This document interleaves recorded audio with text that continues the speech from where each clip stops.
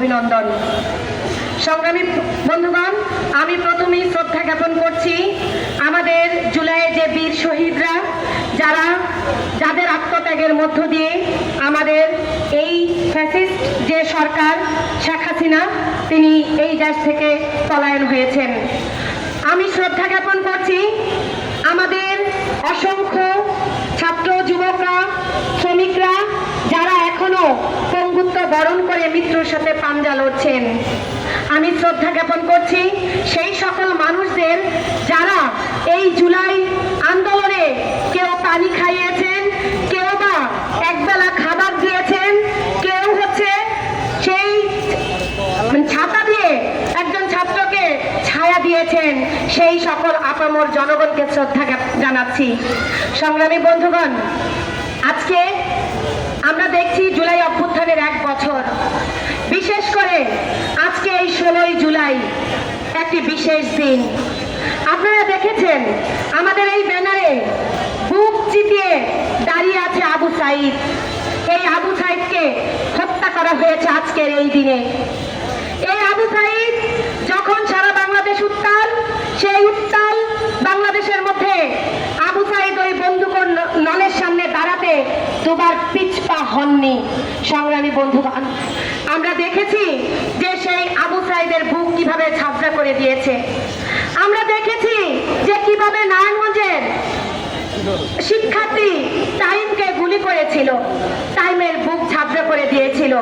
তাইমের বাবা বলেছিল যে একজন ছাত্রকে মারতে তার কয়টি গুলি লাগে।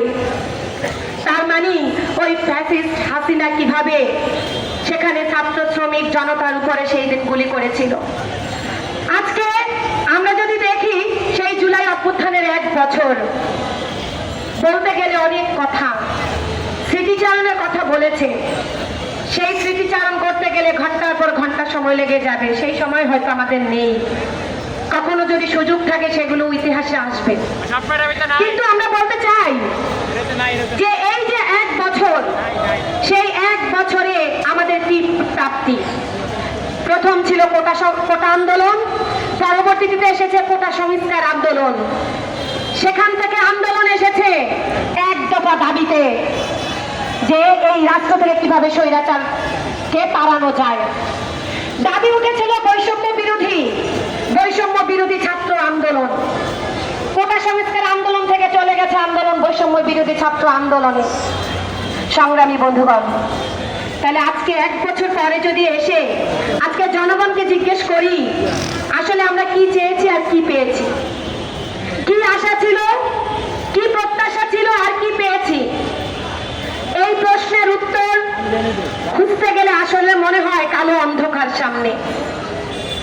আজকে যদি আমরা দেখি যে কিভাবে আজকে ধর্ষণের মতন ঘটনা আজকে সমাজে বেদির আকার ধারণ করেছে।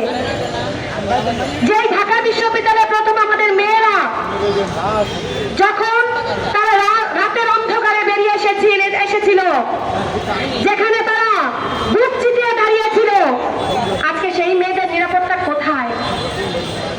আজকে যেই শ্রমিক জীবন দিয়েছে, আমরা জানি ছাত্ররা জীবন দিয়েছে, তাদের পাশাপাশি কিন্তু আমাদের শ্রমিক ভাইয়েরও জীবন দিয়েছে।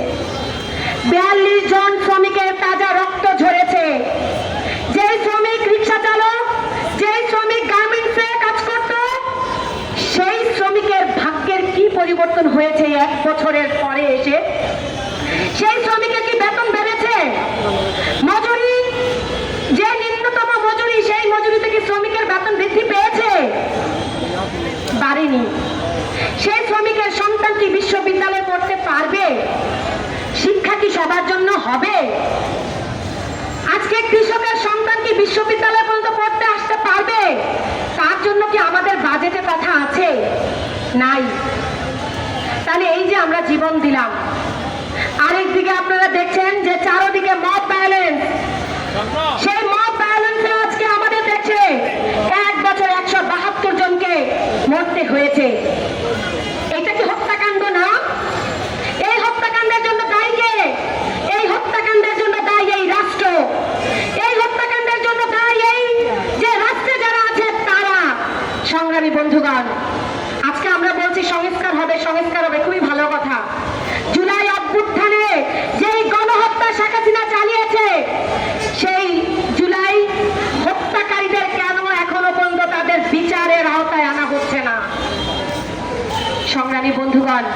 সেই জায়গা থেকে আমরা বলতে চাই, আশা অনেক, বলছি বৈষম্যহীন সমাজ, কিন্তু আজকে রন্ধ্রে রন্ধ্রে রন্ধ্রে রন্ধ্রে আজকে বৈষম্য।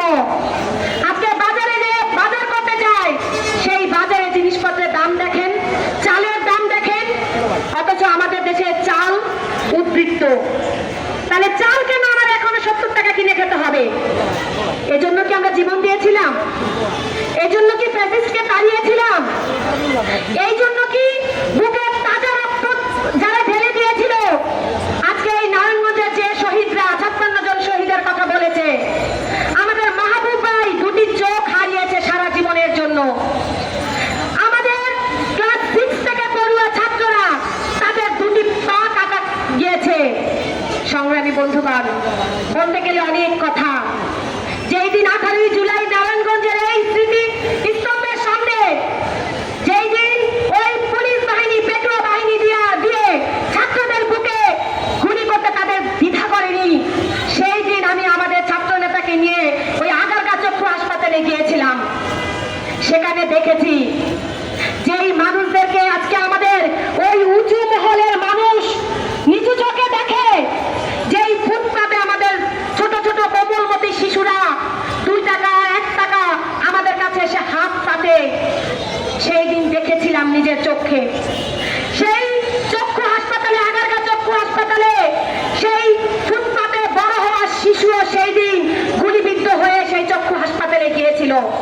ডাক্তার প্রশ্ন করেছিল, তুমি কেন বাবা এসেছো এখানে, তোমার কি হয়?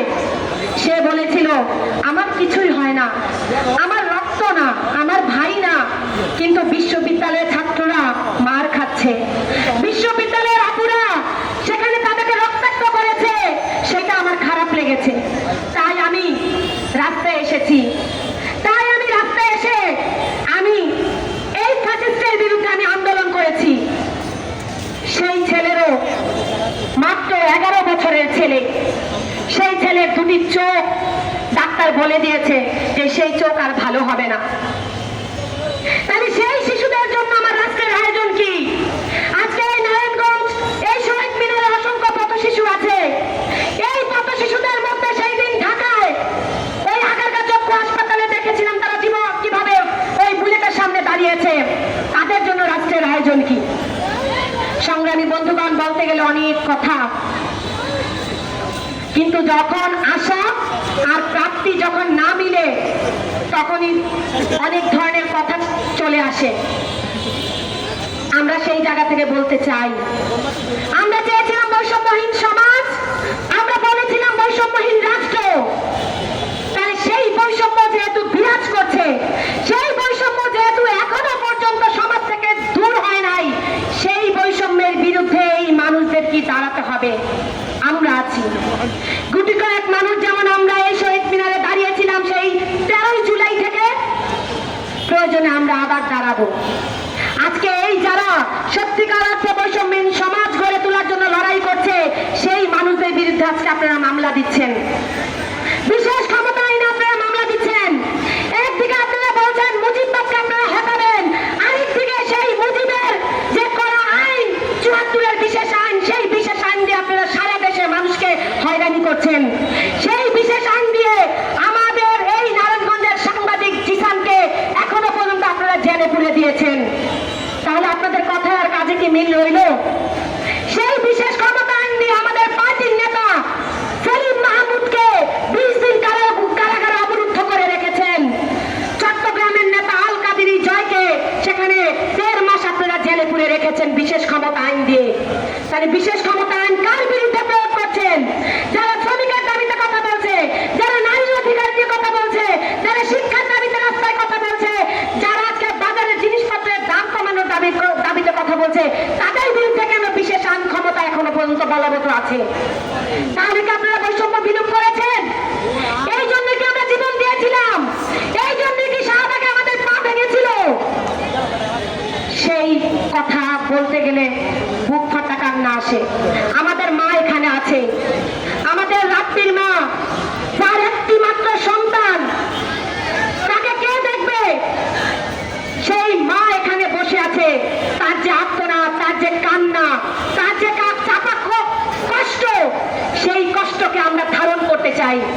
যেই মাহবুব ভাই দুটি চোখ হারিয়েছে, যেই রিয়াগোপ একটা কোমলমতি শিশু জীবন দিয়েছে, সেই কষ্টকে আমরা ধারণ করতে চাই, সেই যন্ত্রণাকে আমরা ধারণ করতে চাই। সেই যন্ত্রণাকে ধারণ করে জুলাইয়ের যে চেতনা, জুলাইয়ের যে আকাঙ্ক্ষা, সেই আকাঙ্ক্ষাকে ধারণ করে সামনের দিনও আমরা সেই লড়াইটা লড়বো। যতদিন না পর্যন্ত সেই বৈষম্যহীন সমাজ হয়, যতদিন না পর্যন্ত বৈষম্য বিলোপ হয়, ততদিন পর্যন্ত সেই লড়াই আমাদের জারি থাকবে। একই সাথে বলতে চাই, আমাদের প্রাকৃতিক সম্পদ, আমাদের দেশের সম্পদ, যেই সম্পদ বিদেশি কোম্পানির হাতে দেওয়ার জন্য পায়তারা করছেন, সেই সম্পদ রক্ষার জন্য আমরা অতীতে যেমন বুক চিতিয়ে দাঁড়িয়েছি, আমরা সামনের দিনও দাঁড়াবো। সেই কথা বলে জুলাইয়ের যে চেতনা, সেই চেতনাকে ধারণ করে সামনের দিকে সেই লড়াইকে বেগবান করার জন্য যারা আমাদের কথা শুনছেন, সকলকে পুনর্বার শুভেচ্ছা জানিয়ে, যেই শহীদরা শহীদ হয়েছেন